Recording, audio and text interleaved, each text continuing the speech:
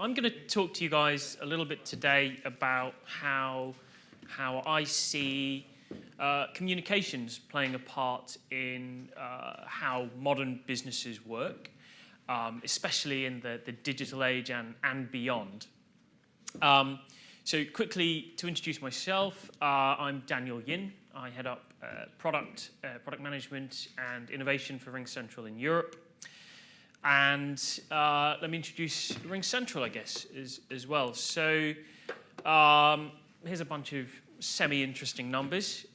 We are the world's biggest and fastest growing UCaaS provider. What does that mean? And specifically, what do RingCentral do? We build cloud communication solutions.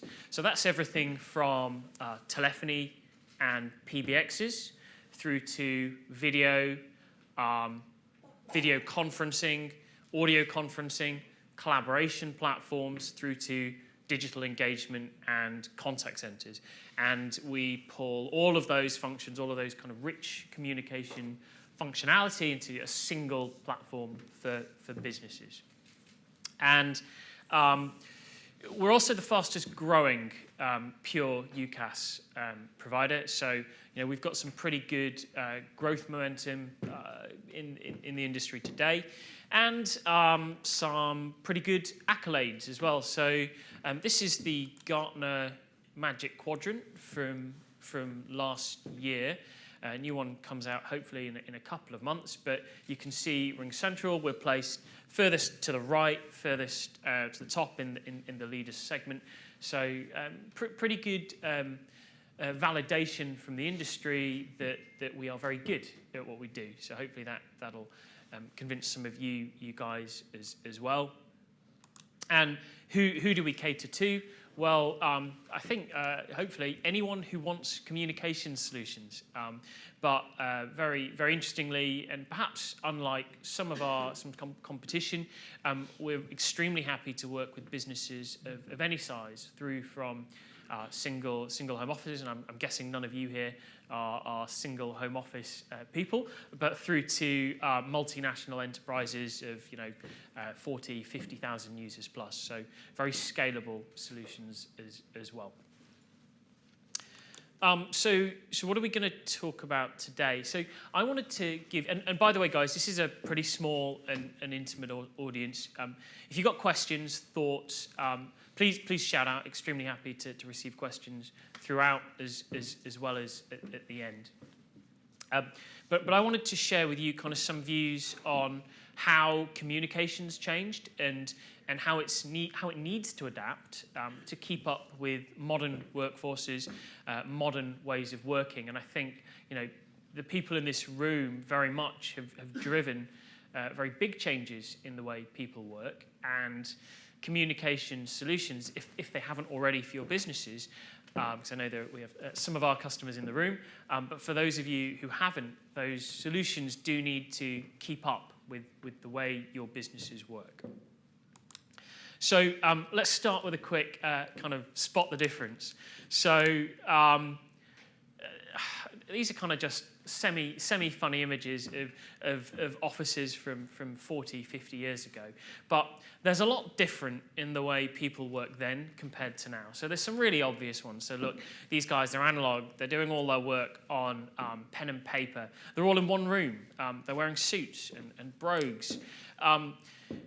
And that's really different to how pretty much all modern businesses communicate and operate and work today. So for one, I wear jeans pretty much every day when I work. Still wear kind of leather shoes, but look, people work from lots of locations. I would place a guess that every business here in the room today, every business that you guys work with, are multi-location. You don't live in just one office.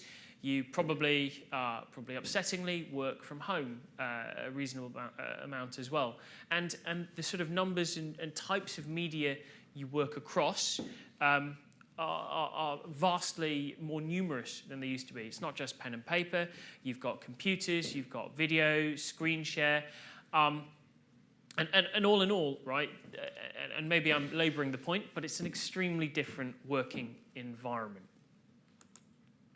And kind of what we focus on and kind of what we net that down to for communications is kind of these four pillars and these four different categories where we see the most amount of change and the most significant pieces of change. So one, mobile. And I don't just mean that we work from and with mobile phones, but that as a workforce, we're a lot more mobile. So every one of you in the room today, I imagine, is keeping in touch with what your business is doing. But you're here, you're physically somewhere else. So people are mobile. And it's not just traveling salesmen and traveling executives like yourselves. It's very, very much the ordinary workforce as well. One of the biggest shifts we've seen in the workforce is in home working and flexible working. So, especially in public sector where there's a drive on cutting down office space, number of seats, hot desking. Part of the workforce is going to be remote. It's going to be working from home or just in separate offices.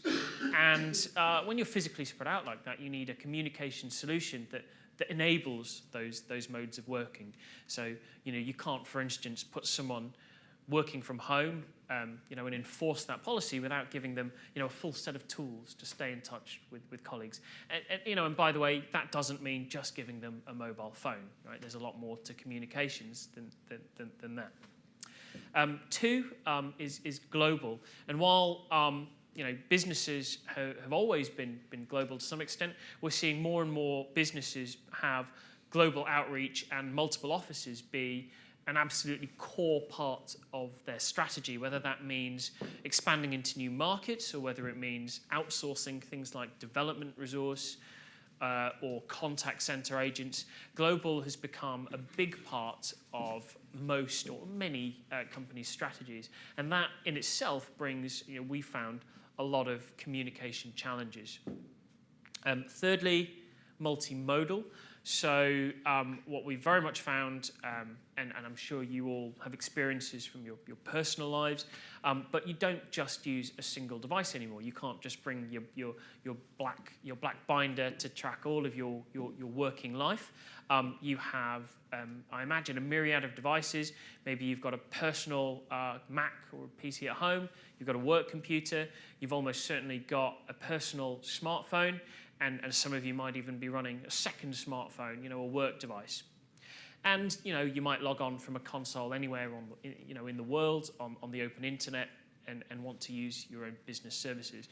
So, you've already got, up to 5 or more separate devices that you want to access your tools and potentially then, your business communications from.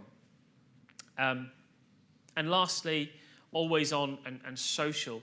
So one of the big changes we've seen in kind of people's attitudes to communications is that they expect people to always be available because you've always got a personal mobile, you've always got a routable number that you can be reached on, and what businesses we find need is a way of managing that kind of constant stream of communication. And we find that goes hand in hand with social platforms. And actually what we see is that social and consumer technologies have played a huge part in how people perceive communications technologies, but probably also in the technologies themselves. So I imagine, these apps, these logos are extremely familiar to everyone. I hope they are. But I think, to me anyway, there are 3 kind of really interesting highlights within how consumer and social technology plays a part in business communication. So one is that actually a lot of these platforms are extremely rich and extremely powerful communication platforms in their own right. So if you look at an app like Facebook Messenger or WhatsApp, they've got a lot of cool stuff. You can do group conversations extremely easily. You get persistent history. You can upload pretty much any type of media you want via them. And you've also got some really cool value-add technologies, like you can share location in real time and track your friends, your family's location. This is all really really useful, really powerful technology. And what we've very much found is that businesses, kind of a reversal from some other sectors, really haven't caught up with the same adoption of these features and these same technologies. We work with, and I imagine this is a problem that you've all faced somewhere, but maybe a show of hands, who here has had a problem in doing something as simple as sharing a file with a colleague or an external contact, right? Yeah, that's 50 or 70% of people in the room. And we work with a FTSE 100 company, and you would expect, and they themselves are a communications expert, and I wanted to share a file with them, and they said that they couldn't receive a file over 10 megabytes, the limit of their email system. And that the best workaround for them would be to use a personal device to receive a file on a file share, or for me just to send them the file on WhatsApp. That state of affairs for a massive public company is pretty unreasonable in my view. And one of the things, and certainly these guys are changing the technology, but I think they're also really changing the perception as well. If you get a better experience with your personal tools that are by the way free as well for the most part, personal data theft aside, that's a pretty poor state to be in as any business, let alone a FTSE 100 company. So number two is that these social platforms, especially the ones with a lot of outreach and a lot of users, have a real impact on businesses themselves. This isn't just in enabling communications, but the amount of publicity you get on some of these platforms has a massive and very real impact on your business. So, the classic example is just a bad review on Twitter. Somebody with a lot of followers gets a lot of public engagement, and that can be extremely damaging or conversely extremely positive for businesses. The biggest example that I saw was actually two companies on here, so Twitter and Instagram. Not Instagram, no, I mean Snapchat. And Kylie Jenner, I'm sure you're all hugely aware of, top of everyone's minds, she posted that she didn't like the new Snapchat interface, and that more or less overnight took, and the following articles that kind of commented on this and said, is this really true? Is this what everyone's thinking? That lost Snapchat $1 billion in market cap over the course of 24 hours, right? So some celebrity, someone who, I'm going to go ahead and say it, I don't particularly care about her, and I'm sure many of you feel the same way, but her thoughts and views on another app have wiped $1 billion, right? That's more than most of us will earn in 100 lifetimes, $1 billion in revenue. And so I just wanted to put in your heads quite the impact that social presence and our ability to handle social media can have on our day-to-day and operational business. And how long did you see that particular effect happening though? Because I know that from a number of cases wherein the agent is peer view, but it's normally a short-term impact rather than a medium or long-term. Yeah, it's very fair that some the impact of some social statements are very transient.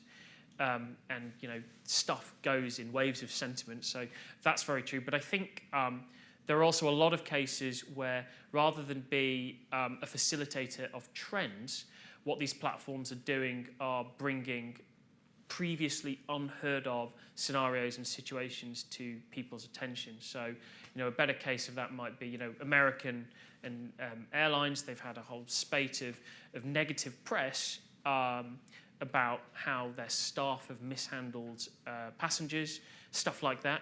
That's, rather than just being sentiment driven, that's highlighting real problems with an industry and a business, and they haven't recovered yet in quite the same way that Snapchat might have had a bounce back.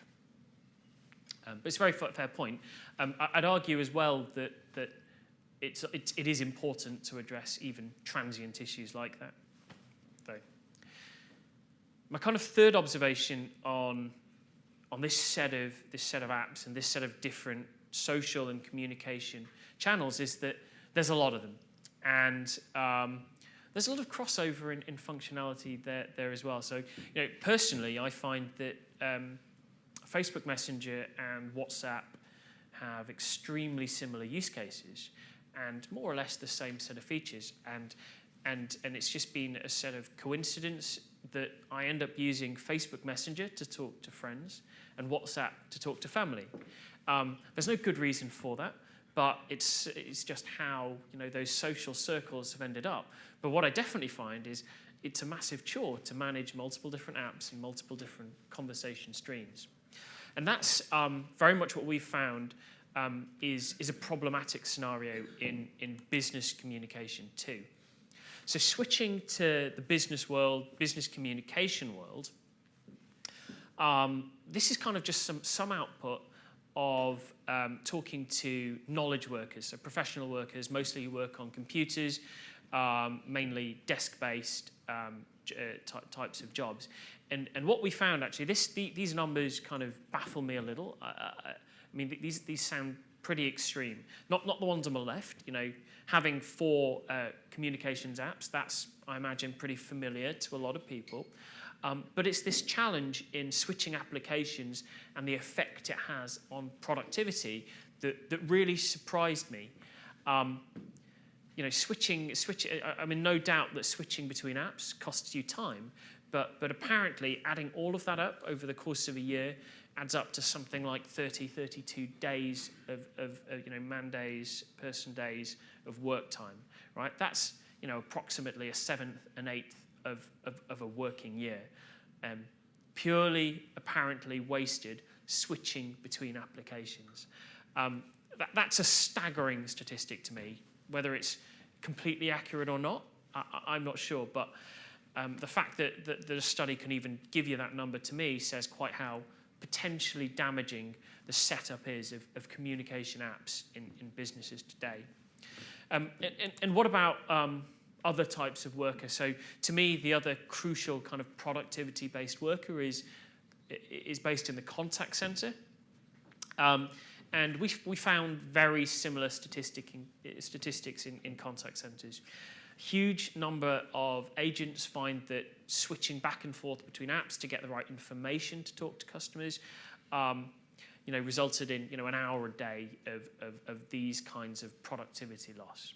And maybe unlike knowledge workers and professional workers who are quite sort of task-driven and outcome-driven, our take is very much that contact center workers and agents in particular are more time-bound. It's about 9 till 5 working shifts. So these kind of productivity losses are real potential business impacts to businesses.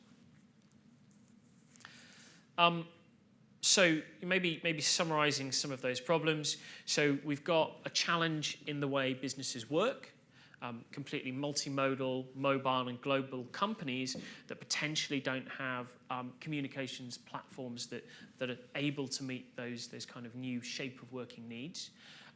We've then got a lot of time, pure just time wasted between different apps, switching context, and pure productivity loss. And 3, there's this really interesting impact that social has on our businesses and some learnings from the features that they provide. So how do we solve that? And actually, do we need to solve that? So here's a stock image of robots to help form your views on those. I don't know why a robot needs a headset. It's baffling. Poorly designed. And this is a great intro to my kind of next point, which is, so why do we talk about this? Why is it important to businesses?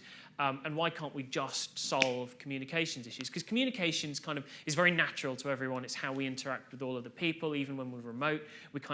We understand how and what we need to do to communicate. But I'll stand here all day and talk about cool features. I love the technology. A lot of you guys as tech leaders may feel the same way. But ultimately what we find is that, like pretty much any business, we are very bound to the business itself, the business case, and rather than just throw features and cool technology at people, what we find is that we always need to justify the cold, hard business case here, rather than just talk about cool technology. And ultimately, businesses don't just care about communication solutions. You've got 101 other things that you need to do. Communications is probably somewhere near middle to bottom of your to-do list in a lot of cases. So what we've very much found is that updating the communication, and this may be old news to a lot of you, but updating your communication systems rests very heavily on the business justifications and the business outcomes that a communication system can deliver. And the very simplistic world that we see and we look at looks something like this. Two kind of general areas. One is your own employee base, the people working for you and within your business, making them happier, improving their experience, and bottom line, saving them time and increasing their productivity makes them happier, makes them do more stuff, and high level, that improves your bottom line. On the other side, there's a very similar argument for your customers, the people you talk to, the people you communicate with. The more that their experience improves, the more that the happier they are because of the way you communicate with them, the better the outcome for your business as well. And just digging down into the nitty-gritty, the details, we kind of identified a few key areas where we think that communication system changes directly impact the business case you can put together. So employee engagement, that's really about your users, the tools they use. They want a collaboration tool to make them or to help them work more effectively. Two, flexible working practices. You need communication systems that enable those kind of working environments.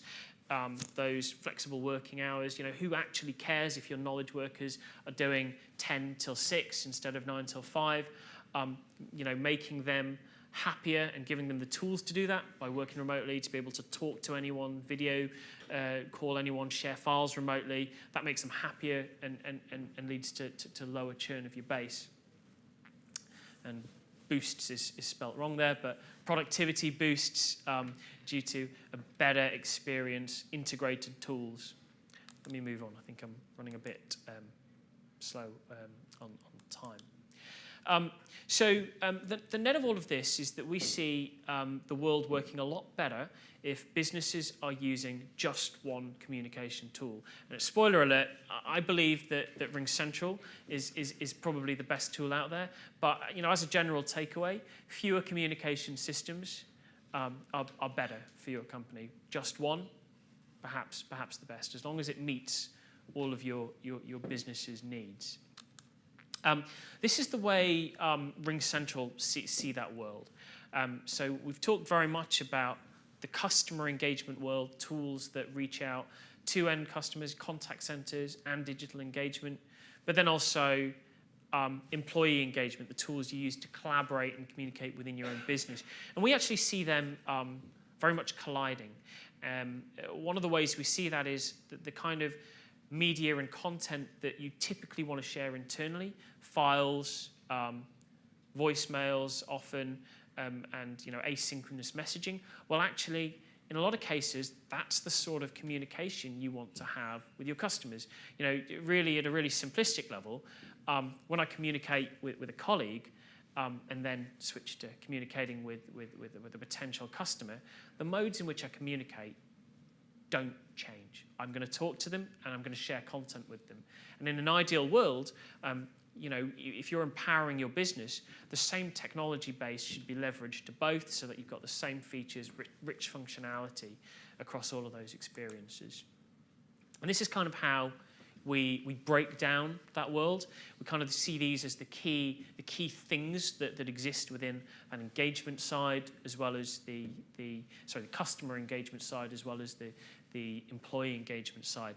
So the top right there, cloud PBX, telephony, is kind of still what we see as core to internal company communications. It's quite hard to escape telephony as a pure business need. But then we see team messaging and collaboration, so asynchronous messaging between individuals as well as teams, as well as content associated with that, so file share, link sharing. That's all become probably, and certainly within RingCentral, the primary mode of communication.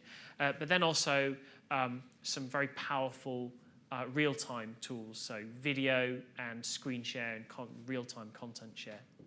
On the customer engagement side, we see kind of two use cases, maybe three, splitting them up. Contact centers, both inbound, so receiving communications from customers, and then also outbound and campaigning for things like prospecting. And then last of all, probably the most interesting and sort of newest piece is digital engagement, which is RingCentral's way of interacting with social media, which, like we were saying before, quite a big business influencer. So the way RingCentral aim to kind of solve these problems at a high level is to empower the workforce. So putting the tools in their hands, not only cleaning up that experience, but stopping the barrier to entry from using a communications product. One of the comparisons we like to make, and I'm sure everyone does for their own products, is to an iPhone. So you used to get phones, I don't know, 10 years ago, just over 10 years ago, and used to get a manual for how to use it, how to switch it on, how to use features. Well, an iPhone gives you a one-pager. Here's how you turn it on. Here's how you interact with things. We're done. That's it. And our view is very much that business communications should be as easy as that to pick up and use. So that's one side of it, making it easy to use. But the other is that it obviously needs integration into a full business environment. So that's integration with all the sorts of typical business environment tools you've got, single sign-on, integration with your productivity suites and CRMs.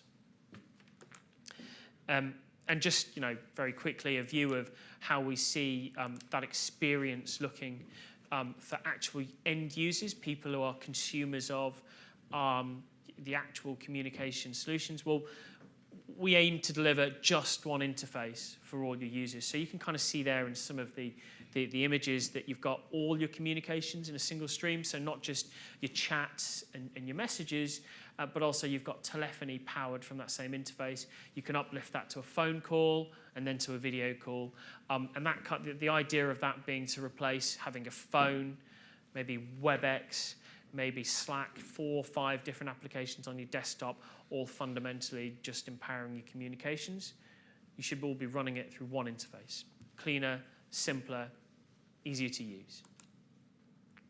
And then on the customer engagement side, RingCentral Engage is what we call kind of our latest product in this space. The idea behind it is to facilitate digital engagement with any sort of social media platform, but manage and operate all of that from one place. So no matter whether you're talking to someone and they're reaching out via Twitter, via LinkedIn, via WhatsApp for Business, you can kind of consume that via a single pane of glass and respond via a single pane of glass. And kind of the best way to understand that I've seen is kind of an example. This is a real story from one of my colleagues. He's the sort of traveling exec who wakes up and doesn't know what continent he's in, and he's frequently arranging and rearranging flights. He tried to rearrange a flight for the next day, and he reached out to our travel booking company, one via an email and 2 via Twitter, because he wanted something public. He thought he'd get more receptivity from them. And he got responses back from both in good time. But what he got via email was hey, no, we actually can't change your flight for tomorrow. It's already locked in and you've paid for it. But on Twitter, he got a really public response saying, hey, we'll do everything we can. I'm sure we can fix that. And actually, in the end, he got back a response saying, yeah, we'll change that. And what's wrong with that story? Well, yeah, kind of obviously, he's had a terrible experience. He doesn't know what to believe. because he's gotten two very different answers. But from looking at the company's point of view, the shoes you guys might be in, you've actually, and our travel booking company had burnt twice the amount of resource they needed to responding to this customer, while still making them very unhappy with that experience. So, kind of the lesson that we've taken away, and these kind of stories are what's helped develop and inform our technology, but you need, and we all need, a single view of our customers across all different social media platforms. And that's what Engage kind of empowers customers to do. Lastly, a very quick one to mention, but we also very strongly recognise that communications aren't the start and end of every business. There are actually a lot of other tools, a lot of other things that a business uses, especially productivity tools and CRMs. And it's extremely important to recognise that a communication system, whoever provides it, needs to integrate very tightly into all of those different use cases. Because much as I sit every day working with my communications tools, a lot of knowledge workers are heavily embedded with Microsoft Word, G Suite, Salesforce as a CRM, and your communications need to empower those use cases, not replace them. So finally, just to finish up, I thought I'd share with you two very quick use cases of companies that have made very sort of significant business transformations off the back of taking RingCentral as their only communications platform. So one, Box, I don't know if you guys have heard of it. It's a multinational business cloud storage company. And they're Silicon Valley based, just like RingCentral's headquarters, but we're obviously based over here. We have remote offices in Dublin as well as in London. Just so we're on the same page. But Box grew very quickly over the space of a year when they were in very heavy growth mode as a tech company, and they expanded from under 1,000 to over 2,000 employees. While also, opening up offices worldwide, and they very, very quickly found that as a side effect of that rapid expansion, they had many different communications platforms, 20 plus different communications platforms. So different phone systems, different WebEx, things like WebEx, different content sharing platforms, and that ended up being extremely expensive to manage as a business, having many different contracts, but also, like we were talking about before, quite a poor experience for employees wanting to speak to each other. What RingCentral did was more or less replace every other communications vendor, so unified the experience for the users, as well as quite significant cost savings to the business itself. And the second, a much more interesting one actually. So major retailer here in the UK, can't talk about them, the name directly. They may or may not have a very famous Christmas advert, but more than 40,000 retail workers in stores. And the way they used to operate was with physical phones. Their only communications device was physical plastic phones, physically tied to different retail desks, maybe store counters, maybe in the food sections, like the phones that sit at the butcher's counter or whatever. And there was a real problem for the ordinary retail workers kind of communicating with each other. They'd either have to go to these phones, which took them off the floor, took them out of circulation, and it was also very hard to get messages directly to them. In parallel, they use Android devices for the majority of their user base to do things like stock checking, lookup of tools outside of communications. So what we said to them was, well, how about replacing all of your plastic and put RingCentral apps on all of these Android devices? So it's that multimodal piece again. And that not only brought communications to every individual single worker within their business, it also gave them a lot more than just voice. So one of the key things that they found is that, hey, asynchronous communications via messaging, via chat, actually adds a lot of value. You can send someone a message, tell them that they've got a task for later without having to interact with them in real time. So not only quite big cost savings because of a complete platform replacement, but also really enabled different modes of working for them. So those are just two stories. And in actual fact, we've got a whole bunch of other ways we could transform businesses. But hopefully, some of those resonate with you guys just a little bit. I think I've run over a little bit, but hopefully, if you guys have questions, please shout now, and please feel free to follow up with me later. I'll be around the room. I'll probably be hanging around the sort of ghastly orange banners with RingCentral on near the front. Thanks.